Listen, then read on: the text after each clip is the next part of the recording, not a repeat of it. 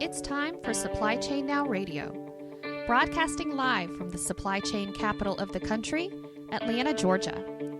Supply Chain Now Radio spotlights the best in all things supply chain. The people, the technologies, the best practices, and the critical issues of the day. And now, here are your hosts.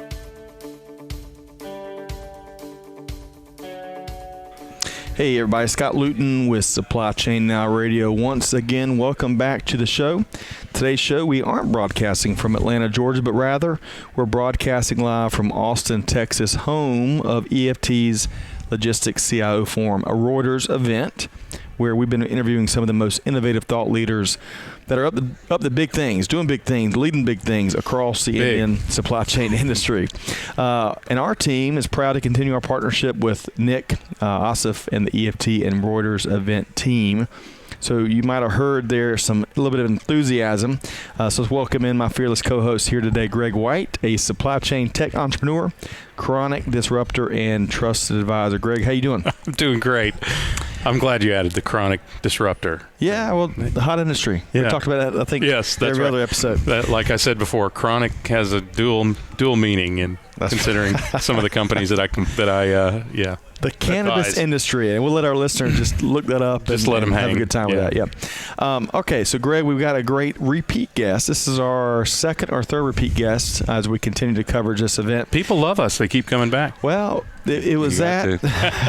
Well, we really enjoy that and really appreciate that. So on that note, let's welcome in James Wilson, Partner Development with ThinkOwl. James, how you doing? I'm doing great. Thank you for having me. You bet. Great to have you back. You know, we interviewed you at EFT's 3PL and Supply Chain Summit in Atlanta in June. And there's a similar buzz here at this Logistics CIO Forum as well. It's great speakers. It's a good event, and everybody loves Austin. Yeah, that's and true. My favorite speaker's coming up. Your keynote's at 5:15 today. Is that right? 5:45. 5:45. See, supply chain, we don't take breaks. There's no 9 to 5, right? It's 24/7 these days. Keeps on rolling. Yeah. Right. James was concerned that he was between people in the bar. They ought to just put the bar in there. That would get people. Make sure they stay. Yes. Right. And then they would be rolling. Yeah, that's right. That's right. Got to lock them in. Okay, so James, for folks that may not have caught that first podcast, which we published number 212 this week, and that was probably back in the 60s or 70s. Since June. That's crazy to think about. But for folks that may not have heard that podcast, let's make sure they can learn a little more about you. So tell us, where you're from and where you grew up and what you did before ThinkOwl. Okay. I grew up in Athens, Georgia. I'm the sixth generation to graduate from Georgia. Wow. Go Dogs. No choice there. Go Dogs. Was in the Army 3 years out in California, Fort Ord, and so I started out in telecom, call center telecom. So I started a company in Czech Republic and then sold that. You don't hear that every day. Yeah. Why Czech Republic? Beautiful girls and cheap beer. So true. So anyway, sold that, started another company in 2001 after the telecom bomb. And that was called Avoxy, and we centered on call centers. And so I worked that till 2014, sold my part, and left after another 2 years. Kind of worked around a little bit, and then met up with, started my own company called callcenterpros.com. And then with that, I started working with both ThinkOwl, which is a German company, and APICS. So Gartner wanted the two companies separated because ThinkOwl is the customer-facing AI, and APICS Solutions is the back-office automation. And that's spelled ITYX. Yep. Okay, good. Yeah. So you've had a couple full plates here with these organizations, right? Oh yeah. And there's growth, and we're going to dive into especially what ThinkOwl does. But so when you're not helping these companies grow and expand, where do you like to spend your free time? Well, I've got twins that are 8 and a 13-year-old. So, Oh, wow. boy-girl twins. So So it doesn't matter where you'd like to spend your time. It's where you spend your it's time. where it's Yeah. it's Yeah. soccer, swim lesson, Yeah. swim team, whatever. That's awesome. what we do. Chasing the dog. And y'all call the Metro Atlanta area home, too. Exactly. Yeah. We love Atlanta. Now, is this your first time in Austin? It's my first time. I was here last week or last month at another trade show. Okay. Yeah, CCW was here. Okay. Call Center Week. Yep. Beautiful city, great food. Okay, so let's talk a lot more about ThinkOwl. So tell us, what does the organization do? ThinkOwl automates customer interaction. So in logistics, we specialize in email, social media, chat, SMS, any kind of communications you're having with your customer, we can help automate that. So what you want to do is those highly repetitive emails, you want to take care of those as quick as possible, answer them as accurately as possible, and move on to more productive things. So when tracking and tracing email comes in, we classify it, we understand what it is, we start integrating from third-party systems. Oh, And so okay. before the agent even opens up the email, we've already pulled up all the tracking and tracing information. And then AI will kick in and say, this would be the right response for this type of email, and we suggest you attach this form for a claims. And so with 2 clicks, they can Wow. reply to the email. And it gets smarter every day. And who's using this? Who's typically, what type of companies? We've got typically- FedEx in 40 different languages, so 40 Okay. countries. Okay. We take care of Samsung, and we have about 3,500 agents with Samsung, and we're in 35 languages with them. Those are our 2 biggest.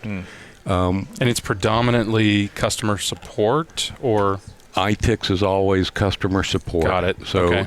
whatever type of emails we're doing are the highly repetitive, so we can take care of that, those type of repetitive emails, and let Right. agents take care of the more important money-making emails. right? Right. So I don't know if you are like our family, but sometimes we have 8 pages long of football game text strings, right? Especially on any given weekend. Have you found a way to automate those text exchanges? Yeah. If so, let's talk after the Yeah, podcast. yeah. No, his family is all 5 generations. His family, 6. They're all cheering. So Yes, they're on the right? same side. Yeah, so Right. He Same doesn't have sideline. the same issue you have. No. Nobody's ripping anybody. That's right. All right, so let's. So your role in particular, your growth, you're helping the company grow. You're Right. helping the partners. And, So I specialize in working with partners. So integration partners and also channel partners. So that's my specialty.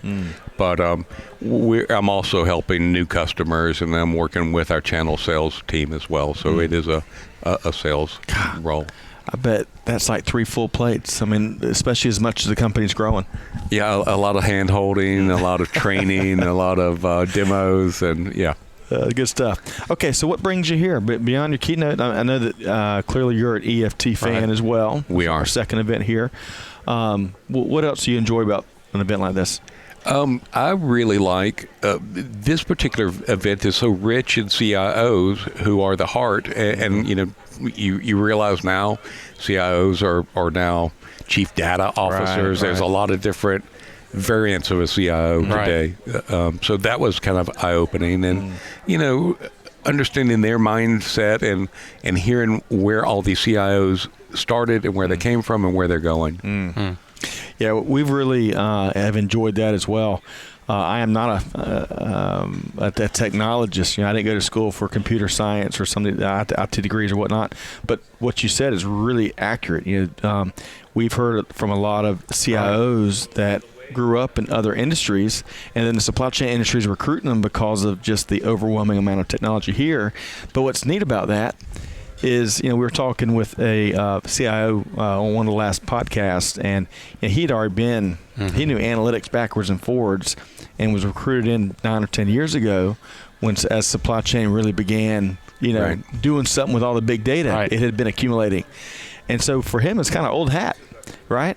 And that, I can only imagine how much of impact for that organization when he came on and especially started, you know, figuring out the industry.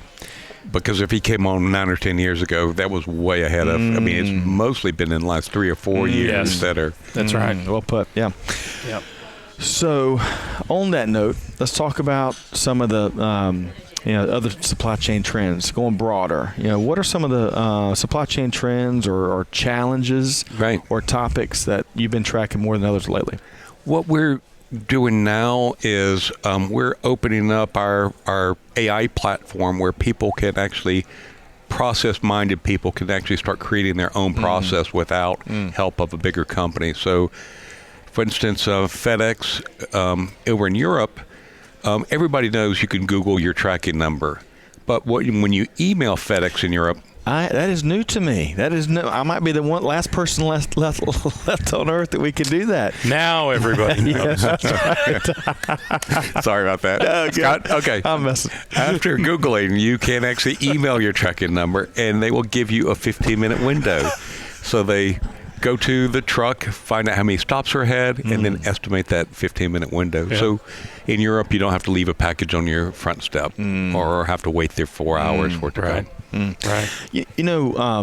What I used for the first time here as we arrived yesterday, we ordered some equipment that we were going to experiment with and didn't think of course, before we left to get it. We used one of those Amazon drop boxes for the first time, and it worked like a charm. And to kind of on a related note, you get to bypass, send it to the hotel, and then it might hit the front desk at the wrong time with the wrong person, and then you're out of luck, and you're leaving town in a couple of days. Right. It worked really well. It got there early. The communication was seamless. You pop in the 7-code, delivery code, whatever it is.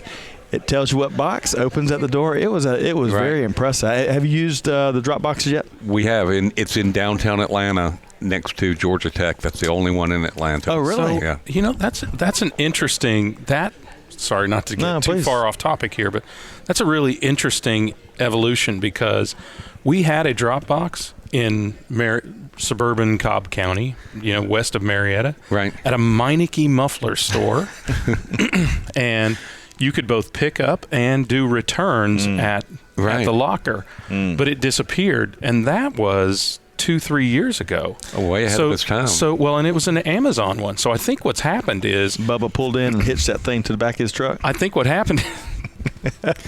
That's your part of the country. No. Buffy pulled in and hooked it to the back of her Range Rover. No.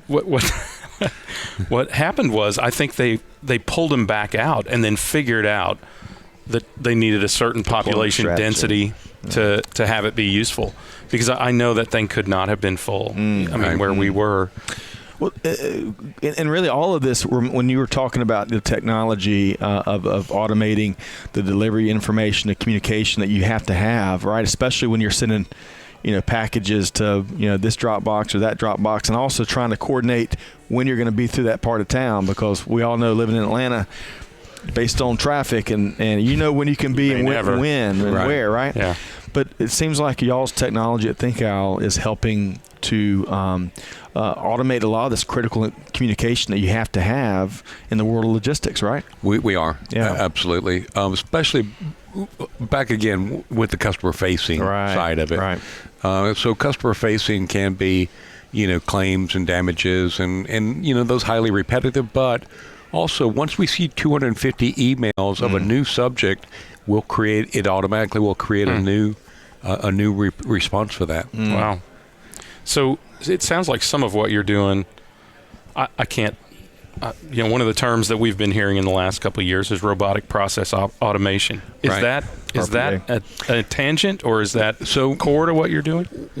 RPA is not AI. Right. But AI and RPA together are much stronger. Right. That's really where you want to go.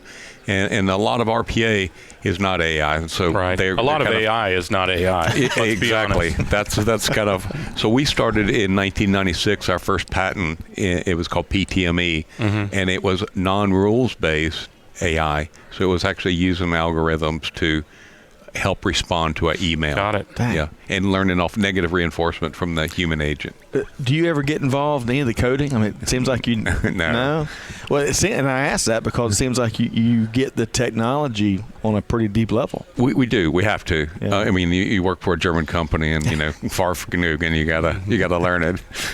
You must. Yeah. Any other? So before we make sure folks know how to find you and learn more about ThinkOwl, any other supply chain news or developments or trends out there that you find compelling here lately? What I thought was the most interesting is how agents and humans are now working together, and so when you're getting a chat bot and you know it's a chat bot and they don't know the answer, there's a human right behind it to help. So that's where we think the real future is that human AI partner relationship. Agreed. Yeah.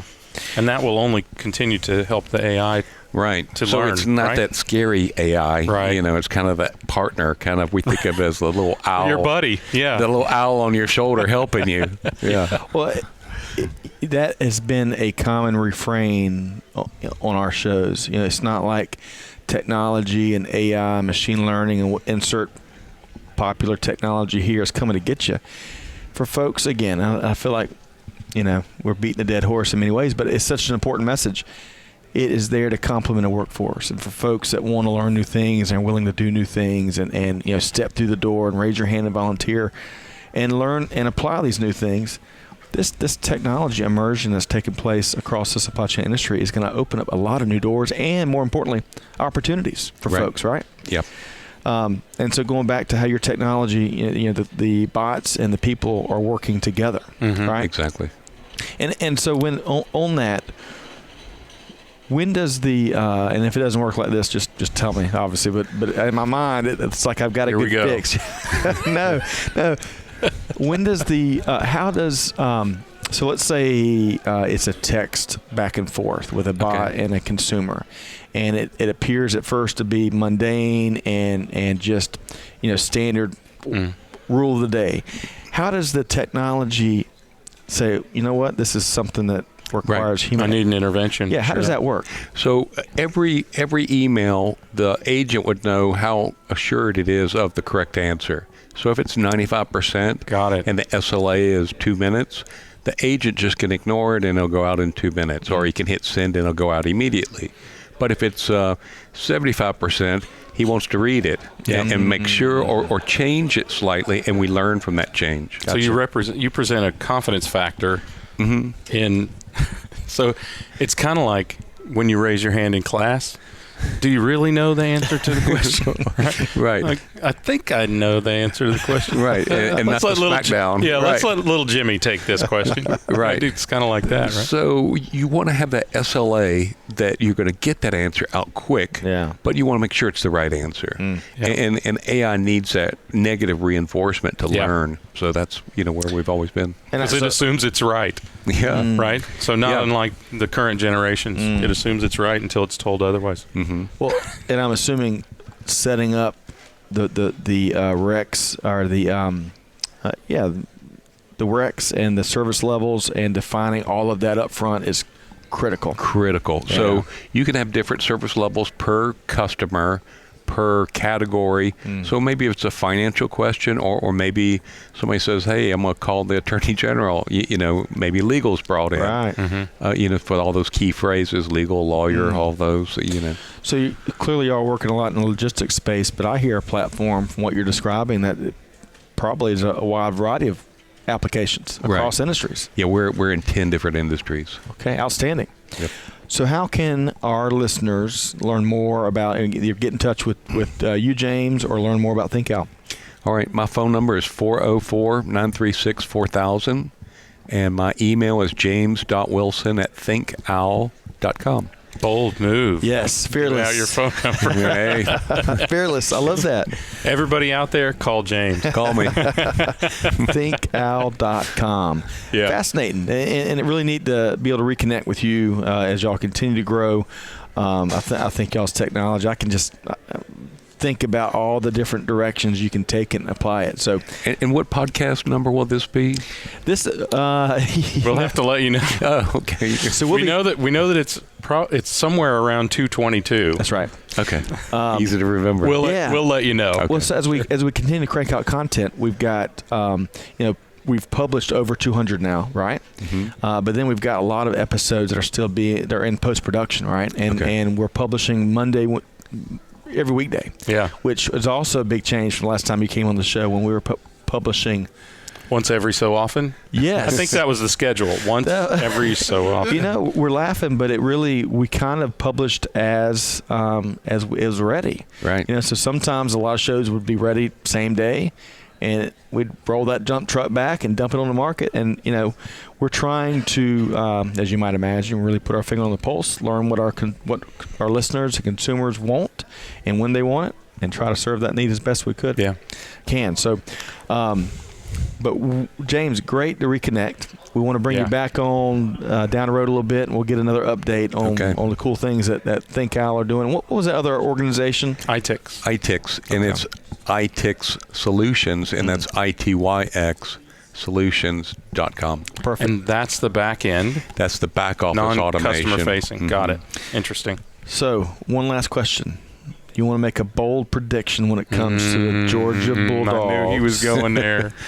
Well. And not game by game. Just let's fast forward. Let's say it's January. Gosh, I hope we're in the playoffs and in the top 4 and going for the best, going for the national championship as 2 years ago. Heck of a team. Fromm is just the whole team. So we'll see how that plays out. I think this is going to be a neat so we've got Missouri and then we've got Auburn. So we've got 2 back-to-back pretty good games.